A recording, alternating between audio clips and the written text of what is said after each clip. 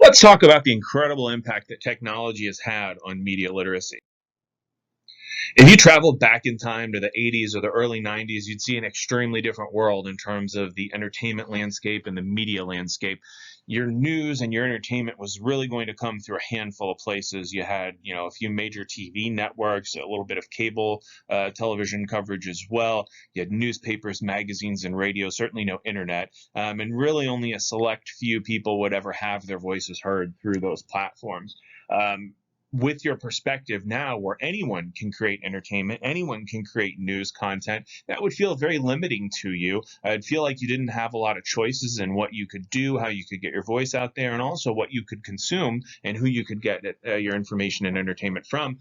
But there was kind of a silver lining to it, and that content creators had to pass certain standards, right? Journalists needed to provide reporting that was thoroughly sourced and fact checked, meaning they couldn't go onto TV and report rumors. They had to go on the TV news and report things that were truly sourced from reliable partners as fact. And if they didn't do that, then they would lose viewership and face real repercussions in their careers for telling lies and spreading disinformation. Entertainment had to meet certain content standards, sometimes unspoken standards, around decency, accuracy, and it had to be clearly separated from advertising. In the early days of the internet, then, as we started to see some of this changing, the internet expanded the world of media past those old destinations. News and entertainment could now be found in new places and could be created and consumed faster than it had before. More professional journalists and content creators were able to use the internet to attract attention they previously couldn't have. So if you couldn't get a job with your local newspaper or radio station or television station in the 80s or the 90s, you couldn't just kind of start up your own version of that and get anyone to actually look at it. But with the internet coming along, you could start to create your own website, your own kind of early version of a blog, and start to get that out in front of people and get people looking at your work, reading your information in a way that you couldn't before. So this really started to give some power to some new voices. If we then jump forward to today's internet, the more significant changes that have happened in media have given a voice to anybody who wants it, and an audience for those voices. And there's really been four game-changing pieces of technology that we can point to in changing the landscape that we've got today. Those four really big important tech advancements are high-speed internet, social media, publishing platforms, and smartphones.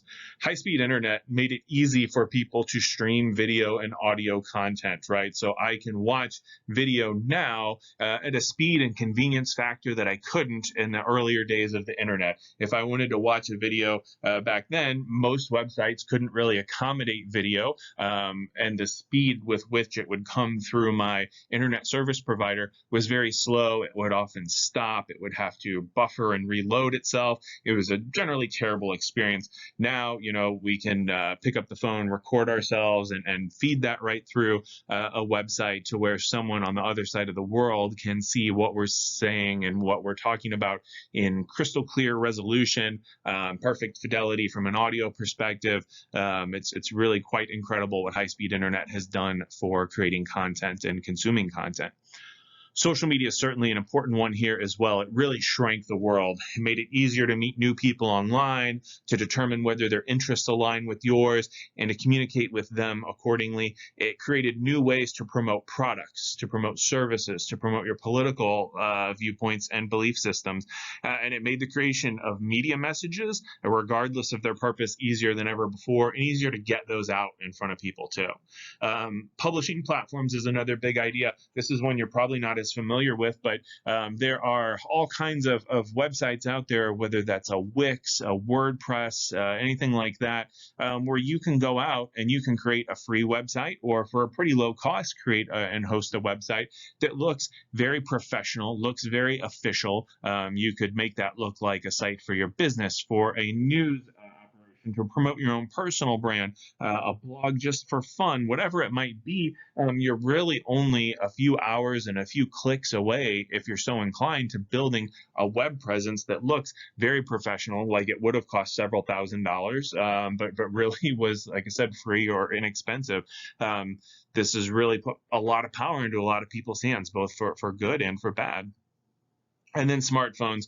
Really cannot ever underestimate the importance of smartphones in this world, and really globally, societally, human behaviorally, pretty much any dimension you can think of. Smartphones have had an incredible impact. They've really been the perfect tool to bring these other technological advancements together. They give you the ability to post audio, video, or written content to the social media platforms that were mentioned, so that they can be consumed through those high-speed internet portals, post them on websites and blogs, again, leveraging the high-speed internet piece, taking advantage of the professional nature of these publishing platforms, and then to take all that content and connect with people around the world. It is all literally at your fingertips at all times. There's just such incredible, immense power in a smartphone that I think 99.9% of the world doesn't think about on a daily basis when they're using them. So to take all of those big ideas that I just said and recap those into 3 real key bullets, we live in a world where any person can share their voice on any topic they want at any time. People may complain about censorship, or people, being taken off of certain social media platforms. The reality is, you have the opportunity to use your voice in ways that you've never had before, as does every other person in the world. This is often called the democratization of media, and we tend to think that that sounds like a great thing. In theory, giving everyone a voice sounds like a really great idea, right? And in many ways it is.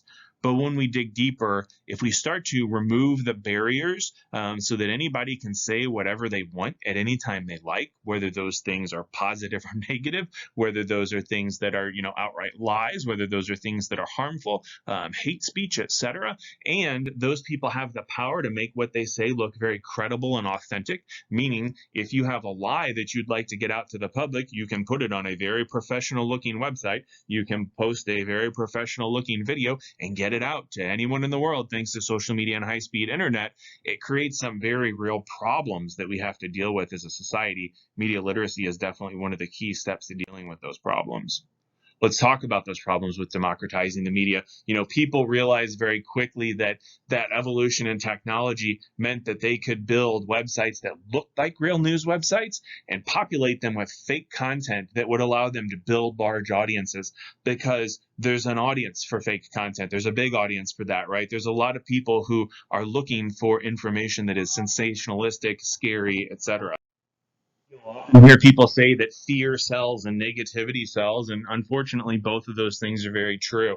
Now, in some cases, people are creating these sites because the owners can place ads on them, and each time people view those ads or click through those ads, the owners of the sites are getting money from them. So in many cases, those owners don't even care that the information on the site is inaccurate. They don't care that it's advancing a political agenda, or an ideology that they may not even support themselves. They know that if they post an ad, or if they post an article, saying that a Democrat did a horrible thing that Donald Trump needs to save the world from, that they can make lots of money from doing so.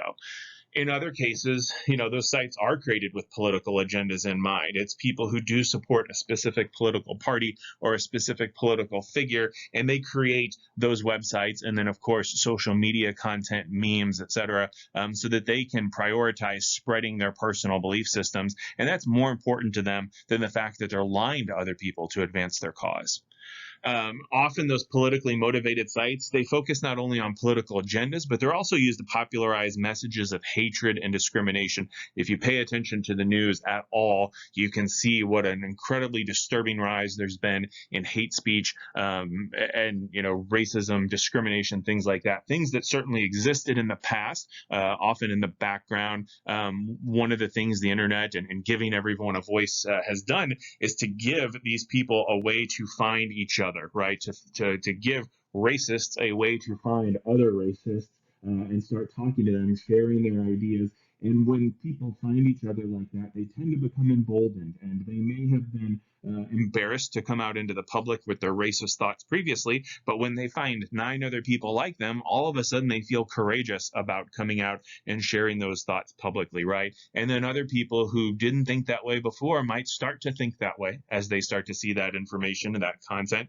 So it really sets up a horrible, horrible cycle. It's definitely one of the ways that democratizing the media and giving everyone a voice can be very harmful, very dangerous. Looking at journalism here specifically, before these different technological advancements occurred, there was a big emphasis on facts, accuracy, and journalistic standards. And that could all be enforced because there were only so many places to report news. If you're a reporter who goes out and lies in their reporting, people are going to know that. You're probably going to lose your job, or at least if it's a repeated offense or a large enough offense, and you're going to have a real hard time getting a job reporting elsewhere. Now, with many more outlets, you can just create your own site, you can create your own social media presence, or you may face no consequences at all. This is certainly not just my opinion here. Experts agree that digital disruption poses problems for democracy.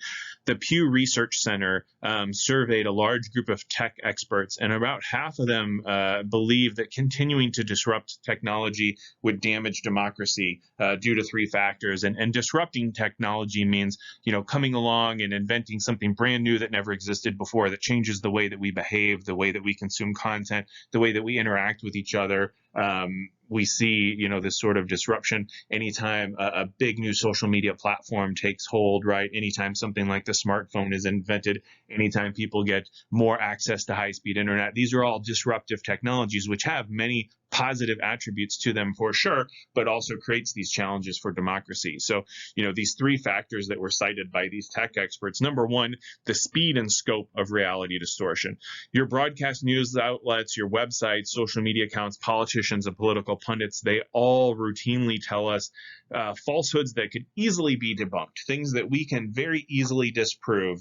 There's many times during Donald Trump's presidency that he would say something in a briefing to the press, and by the time that made it to the evening news stations, they had already proven out that these things were false. But there was a large number of people in the population who weren't interested in hearing that being debunked, or who didn't want to do their own fact checking. They took all that information at face value. So that promotes a real challenge for us. Deep fake technology. If you're not familiar with this, it's definitely worth Googling and trying to understand. There's incredible video technological advancements now, where incredibly skilled creators can create videos that look like an individual saying or doing something that they never did. But it looks like they did. It looks just as real as it possibly can. That technology is advancing very rapidly, and there's no real great way to put that technology in check. So there's going to be a point in the very, very near future, like we're talking months, maybe years, not decades or anything like that, where you're going to see some sort of a deep faked video of a politician or a celebrity or some other public figure doing something that they literally never did, because someone with some sort of a political or monetary motivation has created a very convincing video showing them doing that thing or saying that thing. Second factor, the decline of journalism.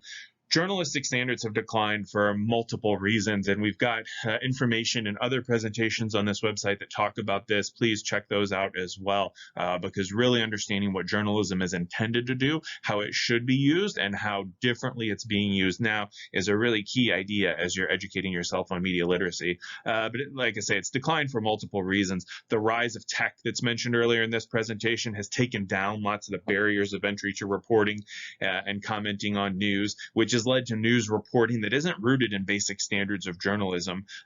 You're not going to have to go to your local newspaper, your local television station anymore and show that you have a journalism degree, that you've been, practicing journalistic standards, that you know how to source a story, how to debunk incorrect information, that you know how to develop reliable and trustworthy sources. You don't have to do all of those things now because you can start your own blog. You can go to websites and stations that don't require that same sort of integrity in their reporting. So there's all kinds of ways to skirt the system now. And then the third one here is the impact of what's called surveillance capitalism. Your big tech companies, your Googles, your Facebook, they collect incredible amounts of data about their users. And that data can be used by marketers, politicians, and other interested parties to create targeted media messages in hopes of manipulating behavior. Think about your experience using Instagram or Facebook. Each time you view a picture, Instagram's capturing that information. If you like a picture, Instagram's capturing that information. They're using it to serve up more content that they think you're going to like so that you'll stay on their platform longer. But they're also using that information to pass over to their marketing partners, right? So again, kind of using the example that we've used in other presentations, say that you're a footwear manufacturer and you would like to target an audience who is likely to purchase your product based on them liking similar brands.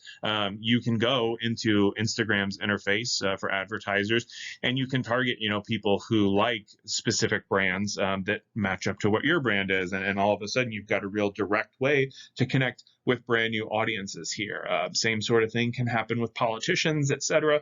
Like I said, Google's collecting all this information, Amazon's collecting information. Just figure that if you are doing something online on any of these big platforms, it's being captured. Or while you're signed into something, right? If you're signed into Facebook, if you're signed into Google, they've got the ability to capture everything that you're doing and kind of build a profile on who you are and share that with any partners that will pay them to do so. Americans spend more time on mobile devices than they do on television now. That's a really important distinction as we talk about this evolution of technology. For 50 plus years, television was the dominant source of media consumption in the United States, but it's given way to digital media now. That convenience of the phone, the diversity of information you can get through the phone really makes it a more compelling and powerful weapon of choice for consumption of content now amongst Americans. That time that's being spent on mobile devices really opens users up to a whole new universe of voices that they couldn't have tapped into before. And many of them are spreading disinformation, whether it's for their monetary gain, their political gain, etc. So we're really being exposed to more of this type of information that we would have if we were still a television-centric society, which is not a commentary on television being better than smartphones at all. It's simply, acknowledging the reality of how this device works differently than television, how it leads to different behaviors, etc. Continuing on that theme, the average person turns to devices first to get their news. 86% of Americans, according to the Pew Research Center, say they get their news often or sometimes from smartphones. 53% say that they get their news from social media specifically, which certainly is a very convenient way to get news, no doubt about it. If you're scrolling through your Twitter feed, your Facebook feed, your Instagram feed, certainly, if you're seeing a headline with a statistic or some big claim, it's going to be very easy to stop and read that. And like I said, very convenient way to get your information. But unfortunately, so much of that information is, a lie, is not fact checked, is inaccurate, just all kinds of reasons to not trust that information, especially any sort of news information that's coming in the form of a meme. Definitely try to discount that and be skeptical around that. There's also a big correlation where people who rely on social media as the source of their news are generally less knowledgeable about politics. There was a survey that ranked political knowledge according to high, middle, and low scales, and 57% of the people who preferred social media as their source of news fell into the low category. Therefore, as we see more people turning towards technology as the place to get their news, there's a correlation with being less informed about the news overall. Technology is having an impact beyond just being a news source for information. We should not just look at how technology impacts media literacy by providing alternative, often unqualified news sources, but also how it brings people of similar ideologies together, right? The internet makes it so easy to find people in other cities, states, or countries who share your interests. If you're a fan of the New York Rangers hockey team, but you live in Toronto, Ontario, it's probably really hard to find other fans of the Rangers around. You're going to be surrounded by Maple Leafs fans and maybe some of the other Canadian specific teams there. But social media the internet, high-speed internet, web platforms, all these technological advancements that we've mentioned, they make it really easy for you to find Rangers fans who live in New York, who live on the other side of the world, who live in Los Angeles. You name it, you can find them by looking for these people on social media, and it brings them together. And that's a great example of how the internet and technology can connect people in a way that it hadn't before. People can start to enjoy positive things together, sports, entertainment, what books they love, what bands they love, dance, whatever your hobby is. There's all kinds of positive ways that technology can bring you together. And that's great. Connections also get made between people in the same industries, right? So you may meet somebody who's in the same profession as you, and you may help them get a job, or vice versa. You might give a younger person some advice to help them start off in their career. And that's all wonderful. Meeting people with similar backgrounds or challenges can be a great way to overcome insecurities, right? There's all kinds of groups online, sites online, platforms online where you can meet people who have some of this, again, similar challenges, backgrounds as you, and you can connect with those people, see how they became more successful or overcame a challenge, an obstacle, and learn from them. But it's not always a good thing. And we touched on some of this earlier. For as many positive examples as we have of technology bringing people together in positive ways, there's also very troubling instances of technology bringing together groups that have very bad intentions. Technology has allowed hate groups, white supremacists, misogynists, conspiracy theorists, and other bad actors to come together and to organize to spread their message. Just in the same way, that two fans of the same movie can find each other online, strike up a friendship, strike up a dialogue, and be more excited about that movie, and then maybe go out and find other people. Well, just in that exact same way, two hateful people who subscribe to white supremacist theories or who want to spread conspiracy theories, they can find each other online. And in the course of talking to each other and exchanging messages, they'll get more excited about their conspiracy theory, about their hate speech, etc. They'll find more people, and unfortunately, those negative things will spread, right? Those messages often manifest themselves in the form of disinformation, because the people in these groups, their top priority is getting more people to think like them. So if they need to lie to do that through an article, through a meme, they're very happy to do so, right? They're not concerned with the truth. They're concerned with getting more people to think like they do and to act like they do and to contribute to their cause. That makes some real challenges for media literacy, because those groups, like I say, they're prioritizing the spread of their political doctrine ahead of truth and equity. Technology also allows those groups to close off from dissenting voices and to reinforce their own messages.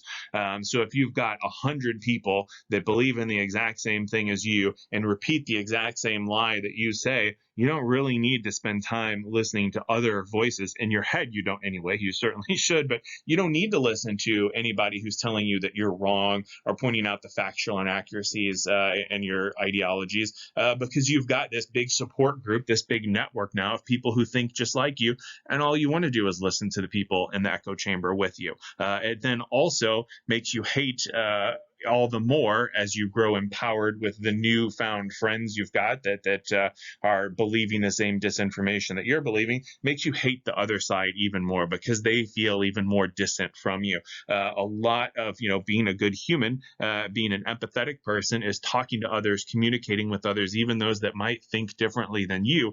But people online tend to go into these echo chambers where they're only listening to people that think like them. They're closing off other people, and again, when they're closed off from those people, they start to hate them even more. Concluding thoughts on this big idea. Tech gives us all a voice, and that's often a very good thing, but it gives us that voice regardless of whether or not we choose to be responsible in using it. The big four tech innovations that were mentioned here, they have made it very simple for anyone to create and distribute media messages to nearly anywhere in the world. This is an incredible responsibility that many people are misusing. Your smartphone, your access to high-speed internet, your ability to create a video, audio, article, and send that to anyone, those are all big responsibilities that you need to take seriously and make sure, that you are not contributing to disinformation, divisiveness, hate speech, and to be accountable for using the power that technology gives you in a socially responsible way.